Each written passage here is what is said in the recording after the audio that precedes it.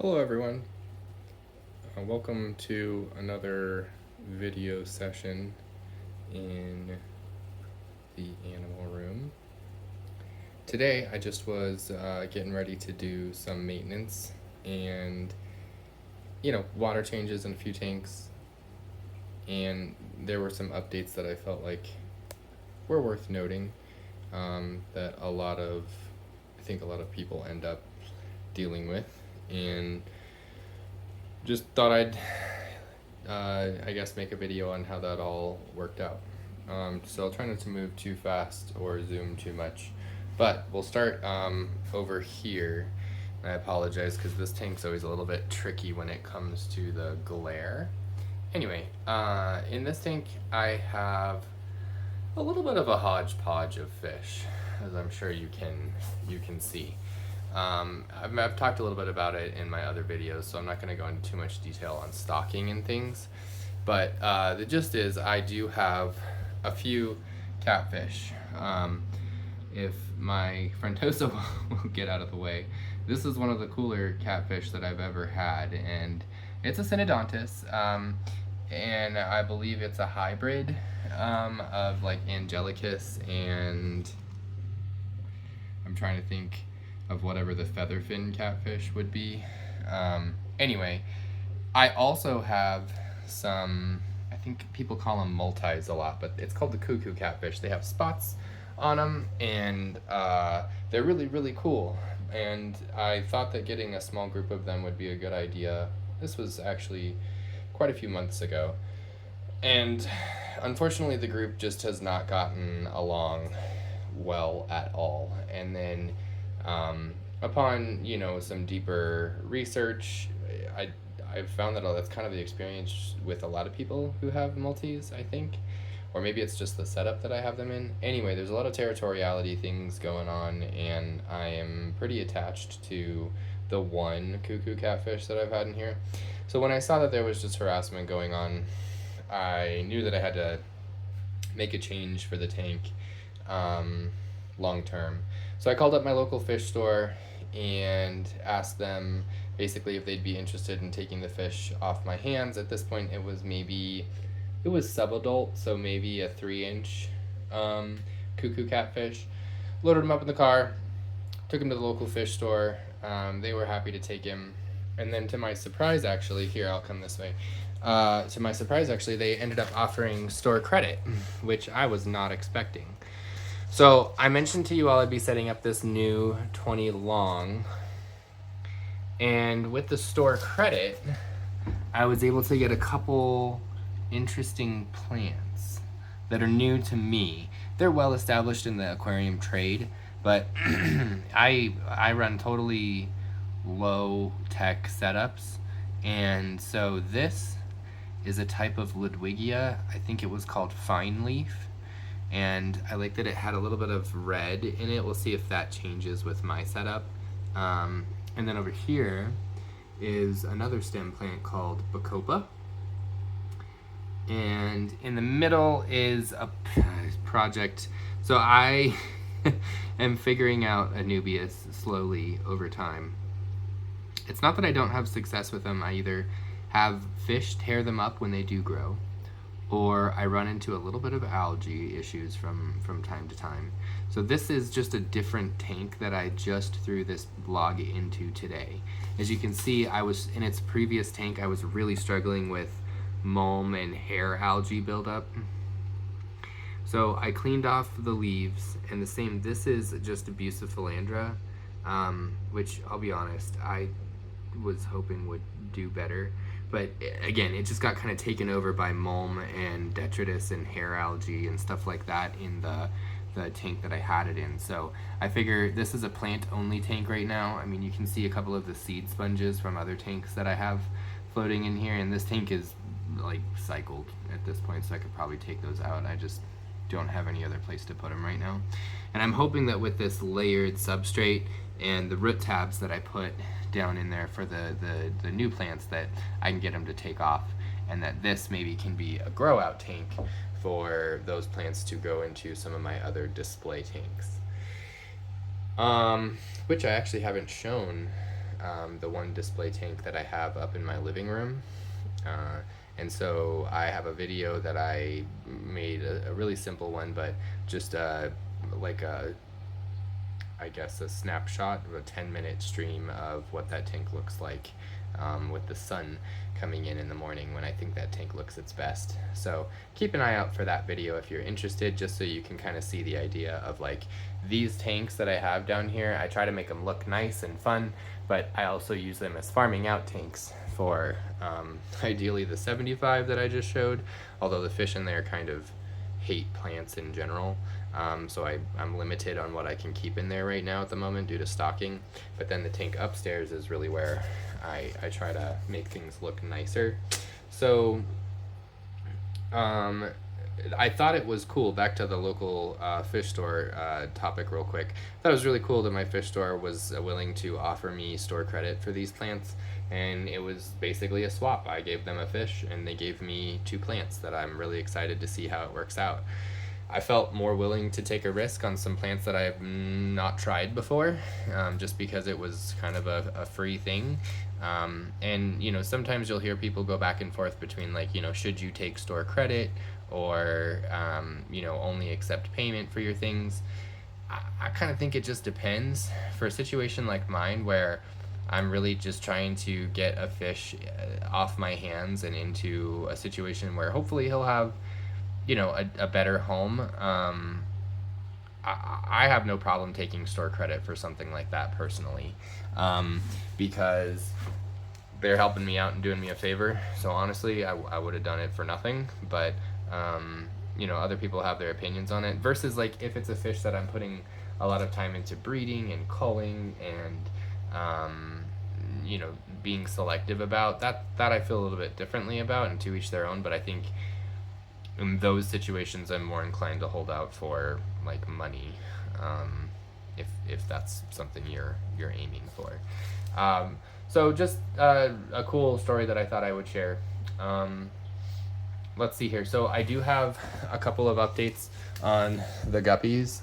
These are all of the males that I have breeding. Right now they're Gen 1 males for the most part, and they're all tuxedos. The solid red ones that I have are a separate strain that I'm working with. So you can kind of see how the baby male guppies are turning out. I'm pretty happy with them so far. Their color is nice and finnage is nice. And yeah, see if I can get them to come into focus, but easier said than done. Sorry y'all. So those are the male guppies. Over here, you can see it's actually kind of funny. They're all waiting to be fed.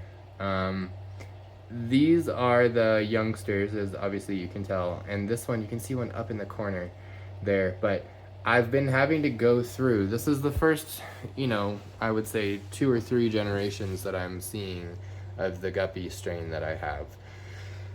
And I'm trying to be diligent with water changes and thinking about not having snails in the tank that they're growing out in, just to make sure calcium is not an issue. But I have run into an issue with some bent tails, bent spines, and those ones get culled out and they get put into the 75-gallon tank where the tetras and the other fish love to eat them up. It hasn't been a high percentage. I would say less than 15%. But I do, you know, want to make sure it's not something about the setup that I have them in. So I think I'll be separating out and moving the bigger guppies into a bigger tank here pretty soon that I have set up. But just kind of an update on them. They're growing out nicely. And so now, over here, so you can see I have a spawning mop deployed in this tank. And these are my longfin white mountain cloud minnows. I've been really successful in getting eggs from them onto this mop. If I leave it in for about 24 to 48 hours, I can go through and see a handful of eggs that they have laid, or at least what I think are eggs from them. There's not really, I mean, other than these little tiny flag tetras in here, I don't really have any other fish that would be laying eggs on a mop, so I'm pretty positive they would be mountain cloud minnow eggs.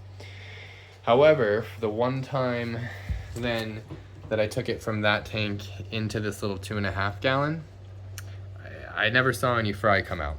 So since that first effort, I have done an experiment of adding some aquatic isopods, and you can see one of them crawling around in here.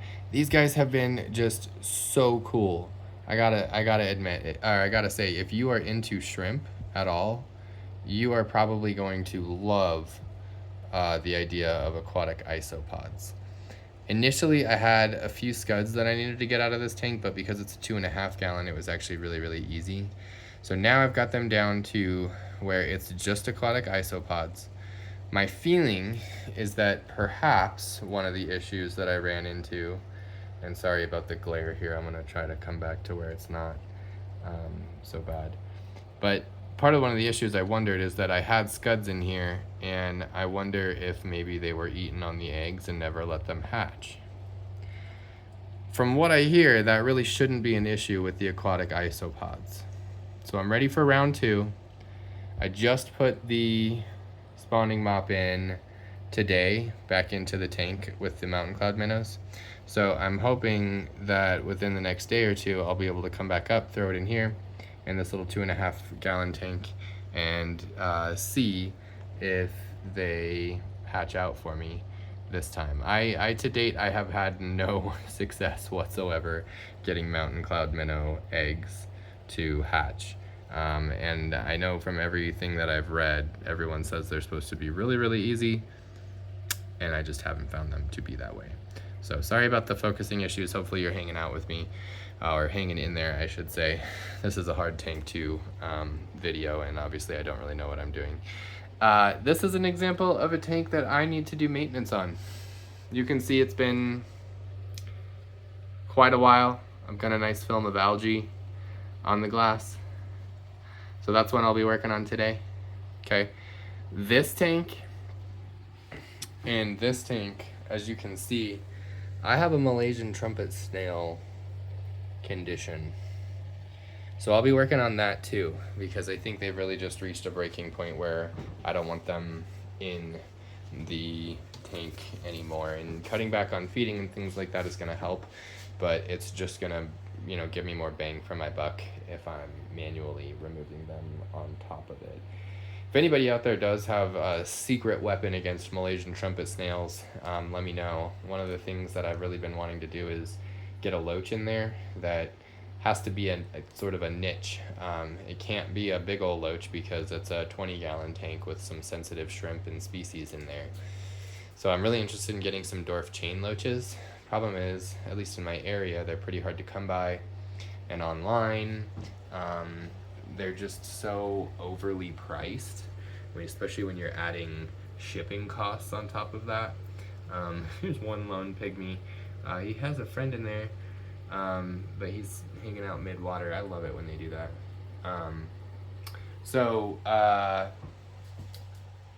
Yeah, if you have any tricks with Malaysian trumpet snails, let me know. Otherwise, I'm just going at it with some elbow grease, pretty much.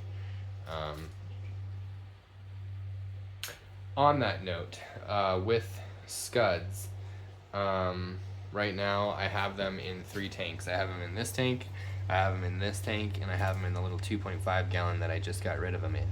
I can tell you right now, I have noticed that they're a great food source for my puffer fish and for the fish in my 75 gallon. But the downsides are, you can see in here, in this lower tank, for example, this moss, let me see if I can get it to where, this is Java moss on a log with some anubias, okay? And oh my gosh, there's, you can see a scud on there right now. So, problem is, this Java moss used to be bushy, and you can see how long it was growing. It has since been totally eaten back, and the only thing that I have in here that would really do that, unfortunately, is scuds. This tank is a little cloudy. I'm treating it with salt right now for the shrimp, because I have a little bit of that white fluff on their face going on, And so it's almost knocked out. I just want to get it with that last dose. And so I think that's why the water's clouded up a little bit. But I wanted to show you the difference between Java moss in a tank with scuds versus Java moss in a tank with no scuds. I mean, it is night and day difference. You know, you can see how bushy it is. So yeah, I'm working on getting rid of scuds. It's a double-edged sword because they are such a good food source for me when you do have a fish that needs to eat frequently. But definitely something to take into consideration as far as controlling it. I'm hoping to move, I just got done today before I filmed this video, moving a lot of my extra plants, anacris and guppy grass and red root floaters out to the ponds, which I've had up and running for quite a while now. And right now it's been a rainy day. It's been really rainy for the last 48 hours, and so temps have really dropped, and those tubs are down to 55 degrees. I just checked, so well within the range of mountain cloud minnows. And so the other day when it was sunny out and hot, it was sitting right around 75 degrees. So I'm thinking that it's probably time to move them out there and just see how they do. I'm just kind of nervous because I've never set ponds up before. I think I have a good location. I think I have a good setup with them, but time will tell. Last thing on here before I let you all go, I'm pretty excited about this one. So this is a terrarium. I know I mostly do fish, but I have at least one gecko. Tomorrow we have coming in our crested gecko, who we're having shipped in from a breeder in South Carolina. I'm really, really excited to have him come in and get him acclimated into this terrarium. And so we put the finishing touches, some hardscape, some places for him to climb on. Sorry about the dirty glass. And hide, and hopefully he enjoys it. But I'm definitely gonna have some videos coming out on him as he acclimates, which might take a minute, but if you're into geckos, I would encourage you to check back in, because I'll be sort of updating and letting everyone know how that's going and documenting it for my own purposes. Let's see here. I don't want to make this video any longer than it already is. If you've made it this long, then kudos to you. I started the whole video with my friend Reptar, who's hanging out with me while I do fish maintenance today. And so I'll end the video with him as well. Thanks for watching, everybody. And I hope you have a good rest of your day. Keep an eye out for future videos to come. Thanks.